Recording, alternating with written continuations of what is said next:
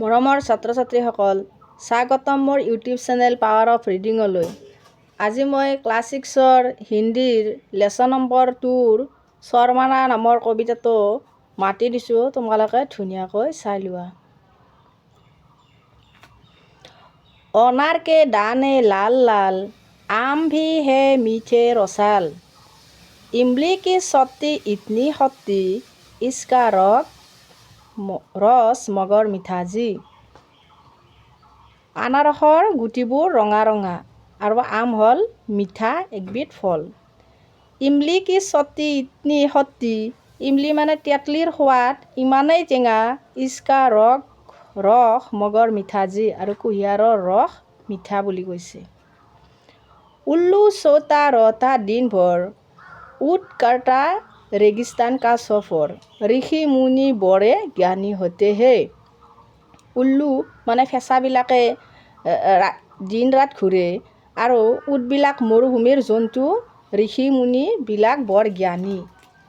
ঋষভ কো হম বৈল V কহতে, Rishabh মানে ষাঁড় গৰুক আমি বৈল মানে বলদ গৰু বুলিও কওঁ। ওৰি থোকৰ চলাম কৰতে, ঐনক লগাকৰ দাদাজী পঢ়তে। ओखली भर्ती है अनाज से, औरत आदमी संग संग बढ़ते, अंगूर खट्टे है लुमड़ी कहती, आंगन में लोग लगाते तुलसी। এই কবিতাটোত টেঙা ফল আৰু মিঠা ফল কিছুমানৰ কথা কৈছে আৰু পৰীক্ষাত কেইটামান টেঙা ফল আৰু মিঠা ফলৰ উদাহৰণ লিখিবলৈ কয়। গতিকে তোমালোকে খট্টি ফল বুলি ক'লে ইমলি, আৰু ইফালে এটা পোৱা গ'ল কি অংগুৰ, এইটো। আৰু মিঠা ফল হ'লে মিঠি ফল বুলি ক'লে ইচকা ৰস মগৰ মিঠা যি, মানে কুঁহিয়াৰ, আম, এনেকৈ কিছুমানৰ নাম লিখি দিবা। অনাৰ, আম, উল্লু, উট, ওখলি, ঔদি, ঔৰত।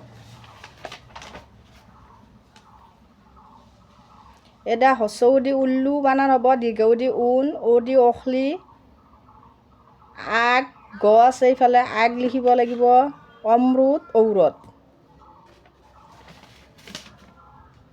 দীৰ্ঘাই দি ইখ, হচাই দি ইলাচ, ইফালে ইমলি, এ দি এৰি, ইফালে এক বানান হ'ব, এইটো ঐনক, এইফালে ঐলান, এইটো দীৰ্ঘাই তালিব খ ইখ।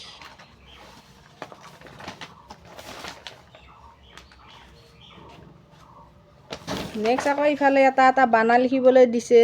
হচাই দি ইমলি, ইনাম, ইমাৰত, দীৰ্ঘাই দি ইখ, ইট, ইখ, এইটো তাৰিব খ, এইটো খ।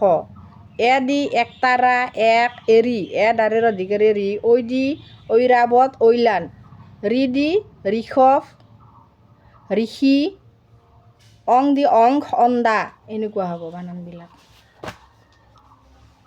যদি ভিডিঅ'টো ভাল লাগিল ছাবস্ক্ৰাইব আৰু লাইক কৰিবা।